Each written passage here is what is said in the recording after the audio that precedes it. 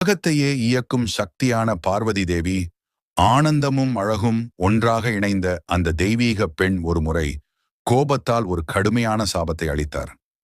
யாருக்கு தெரியுமா? கர்ப்பிணி பெண்களுக்கு. ஆச்சரியமாக இருக்கிறதா? அந்த சாபத்திற்கு பின்னால் உள்ள கதை இதோ. ஒரு நாள் சிவபெருமான் தன் நெற்றிக் கண்ணிலிருந்து ஒரு திடீரான தீப்பொறியை கொடுத்தார். அந்த சக்தி வெப்பம் பிரளயத்தை உருவாக்கக்கூடியது. அதனை யாராலும் தாங்க முடியவில்லை, ஈவன் பார்வதி தேவியாலுமே.